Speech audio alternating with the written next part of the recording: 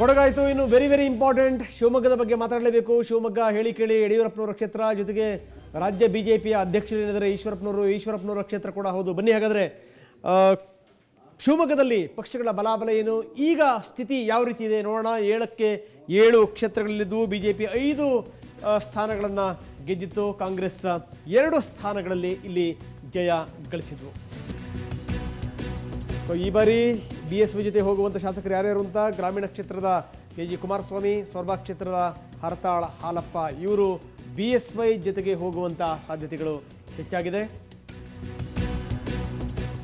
ಇನ್ನು ಇತರೆ ಪಕ್ಷಗಳಿಗೆ ವಲಸೆ ಹೋಗುವಂಥವ್ರು ಭದ್ರಾವತಿಯ ಕಾಂಗ್ರೆಸ್ ಶಾಸಕ ಸಂಗಮೇಶ್ ವಲಸೆ ಹೋಗ್ತಾರೆ ಅಂತ. ಆದರೆ ಯಾವ ಪಕ್ಷಕ್ಕೆ ಯಾವ ಕಡೆಗೆ ಅನ್ನೋದ್ರ ಬಗ್ಗೆ ಇನ್ನೂ ಒಂದು ಸ್ಪಷ್ಟತೆ ಸಿಕ್ಕಿಲ್ಲ. ಬಿಜೆಪಿನಲ್ಲಿ ಉಳಿಯುವಂಥವ್ರು ಎಷ್ಟು ಮಂದಿ ಗೆಲ್ತಾರೆ ಅಂತ ಶಿವಮೊಗ್ಗ ಕ್ಷೇತ್ರದಲ್ಲಿ ಈಶ್ವರಪ್ಪ ಹರಸಾಹಸ ಮಾಡಬೇಕು. ಯಾಕಂದರೆ ಹಿಂದೆ ಏನಿತ್ತು ಅಂಥ ಸ್ಥಿತಿ ಈಶ್ವರಪ್ಪನವರಿಗೆ ಖಂಡಿತವಾಗಲೂ ಇಲ್ಲ. ಬ್ರಾಹ್ಮಣ ಮತದಾರರ ಬಹುತೇಕ ಅಲ್ಲಿ ನಿರ್ಣಾಯಕ ಅಲ್ಲಿ ಮೊನ್ನೆ ನಡೆದಂಥ ಬ್ರಾಹ್ಮಣ ಸಮಾವೇಶ ಏನಿದೆ, ಇಲ್ಲಿ ತನಕ ಈಶ್ವರಪ್ಪನವ್ರು ಹೊರತುಪಡಿಸಿ ಸಮಾವೇಶ ಆಗಿರಲಿಲ್ಲ. ಆದರೆ ಈ ಬಾರಿ ಈಶ್ವರಪ್ಪನವ್ರನ್ನ ಅವರು ಒಂದು ಅಭಿಮಾನಕ್ಕಾದ್ರೂ ಈಶ್ವರಪ್ಪನವ್ರನ್ನ ಅವರು ಕರೆದಿಲ್ಲ. ಈಶ್ವರಪ್ಪನವ್ರಿಗಲ್ಲಿ ಅವಕಾಶವೇ ಇರಲಿಲ್ಲ. ಎಲ್ಲೋ ಕಡೆಗೆ ಈಶ್ವರಪ್ಪನವರ ವಿರುದ್ಧವಾದ ಅಲೆಗಳೇ ಇಲ್ಲಿ ಕಾಣ್ತಿರುವಂಥದ್ದು. ಇನ್ನು ಪ್ರಾದೇಶಿಕ ಪಕ್ಷಗಳು ಗೆಲ್ತವ ಅಂತ ಪ್ರಾದೇಶಿಕ ಪಕ್ಷ KJP ಇಲ್ಲಿ ಪ್ರಾಬಲ್ಯ ಮೆರೆಯುವಂಥ ಸಾಧ್ಯತೆಗಳಿದೆ.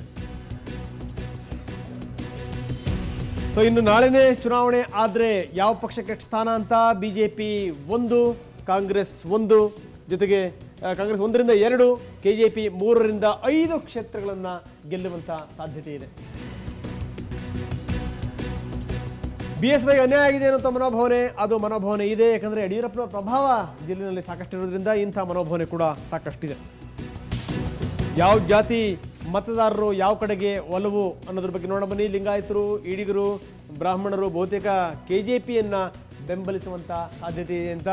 ಬ್ರಾಹ್ಮಣರಲ್ಲಿ ಒಂದಷ್ಟು ವರ್ಗ ಕಾಂಗ್ರೆಸ್ಸಿನ ಕಡೆಗೂ ಕೂಡ ಈ ಬಾರಿ ಬೆಂಬಲ ವ್ಯಕ್ತಪಡಿಸುವಂಥ ಸಾಧ್ಯತೆಗಳಿದೆ. ಬಹುತೇಕ ಇಲ್ಲಿ KJPಯತ್ತ ಅಹಿಂದ ಮತದಾರರು ವಾಲುವಂಥ ಸಾಧ್ಯತೆ ಇದೆ ಎನ್ನುವಂಥದ್ದು ಅದು ಈಗಿನ ವಿಚಾರ.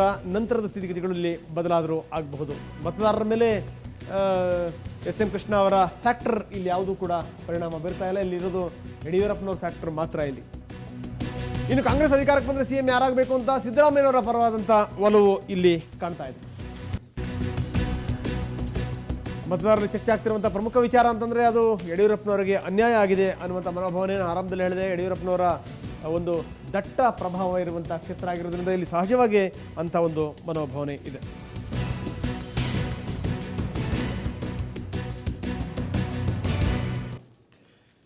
ಇನ್ನು ಮತ್ತೊಂದು ಪ್ರಮುಖವಾದಂಥ ಜಿಲ್ಲೆ ಅದು ಹಾಸನದ ಜಿಲ್ಲೆ, ದೇವೇಗೌಡರ ತವರು, ಜೊತೆಗೆ JDSನ ಭದ್ರಕೋಟೆ. ಹಾಸನದ ಸ್ಥಿತಿಗತಿಗಳೇನು ನೋಡ ಬನ್ನಿ. ಹಾಸನದಲ್ಲಿ ಒಟ್ಟು 7 ಕ್ಷೇತ್ರಗಳಿವೆ. 7 ಕ್ಷೇತ್ರದಲ್ಲಿ ಕಳೆದ ಬಾರಿ JDS 5 ಕ್ಷೇತ್ರಗಳಲ್ಲಿ ಗೆದ್ದಿತ್ತು.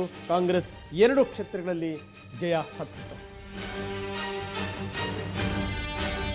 ಈಗಿನ ಸ್ಥಿತಿಗತಿಗಳೇನು ಅಂತ ಇಲ್ಲಿ BSY ಜೊತೆ ಹೋಗುವಂಥ ಶಾಸಕರು ಅಂಥದ್ದು ಯಾವುದೇ ಇಲ್ಲವೇ ಇಲ್ಲ. ಆದರೆ ಎಲ್ಲೋ ಒಂದು ಕಡೆಗೆ JDS ತೊರೆದಿರುವಂಥ ಮಾಜಿ ಶಾಸಕ ವಿಶ್ವನಾಥ್ ಮತ್ತು ಗುರುದೇವ್ ಹೋಗಬಹುದು ಅನ್ನುವಂಥ ಸೂಚನೆಗಳು ಕಾಣ್ತಾ ಇದೆ.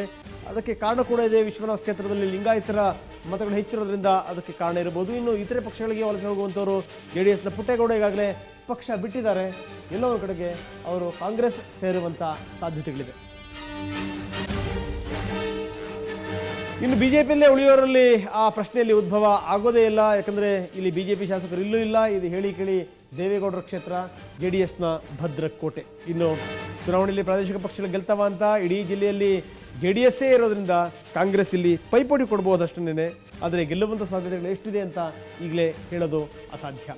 ಇನ್ನು ಯಾವ ಪಕ್ಷಕ್ಕೆ ಎಷ್ಟು ಸ್ಥಾನ ನಾಳೆನೇ ಚುನಾವಣೆ ಆದರೆ ಅನ್ನುವಂಥದ್ದು JDS 4 ಕ್ಷೇತ್ರಗಳಲ್ಲಿ ಗೆಲ್ಲಬಹುದು. ಇನ್ನು ಕಾಂಗ್ರೆಸ್ 3 ಕ್ಷೇತ್ರಗಳಲ್ಲಿ ತನ್ನ ಪ್ರಾಬಲ್ಯವನ್ನು ಸಾಧಿಸಬಹುದು. ಸೊ BSY ಅನ್ಯಾಯ ಆಗಿದೆ ಅನ್ನುವಂಥ ಮನೋಭಾವನೆ, ಆ ಥರದ ವಾತಾವರಣ ಇಲ್ಲಿ ಇಲ್ಲವೇ ಇಲ್ಲ. ಇನ್ನು ಯಾವ್ಯಾವ ಜಾತಿಯವರು ಯಾವ್ಯಾವ ಕಡೆಗೆ ಒಲವನ್ನು ತೋರಿಸ್ಬೋದು ಬನ್ನಿ ನೋಡೋಣ. ಕಾಂಗ್ರೆಸ್ ಮತ್ತು JDS ಮಧ್ಯೆ ಒಕ್ಕಲಿಗ ಮತ್ತು ಲಿಂಗಾಯತ ಮತಗಳು ಇಲ್ಲಿ ಹಂಚಿ ಹೋಗುವಂಥ ಸಾಧ್ಯತೆ ಇದೆ. ಇನ್ನು ಅಹಿಂದ ಮತಗಳು ಕೂಡ ಅಷ್ಟೇ JDS ಮತ್ತು ಕಾಂಗ್ರೆಸ್ ನಡುವೆ ಇಲ್ಲಿ ಹಂಚಿ ಹೋಗ್ತವೆ.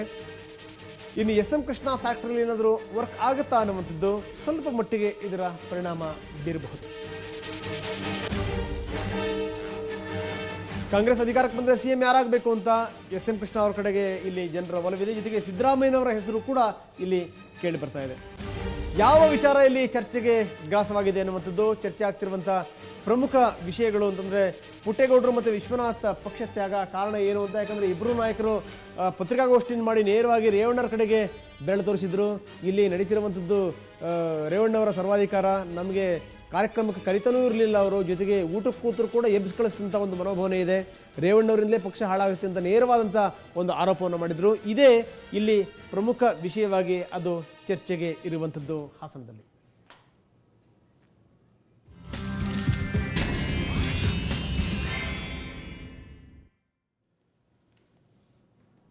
ಸೊ ಇನ್ನು ಮಲೆನಾಡು ಕರ್ನಾಟಕದ ಬಗ್ಗೆ ನಾವು ಸಾಕಷ್ಟು ಮಾತಾಡಿದ್ವಿ, ಇಲ್ಲಿ ತನಕ ಸಾಕಷ್ಟು ವಿಚಾರಗಳನ್ನ ಹೇಳಿದ್ವಿ. ಯಾವ್ಯಾವ ಪಕ್ಷಕ್ಕೆ ಹೆಚ್ಚಿನ ಒಲವಿದೆ, ಏನು ಎತ್ತ ಅಂತ ಇದ್ರ ಬಗ್ಗೆ ಮಾತಾಡೋಣ.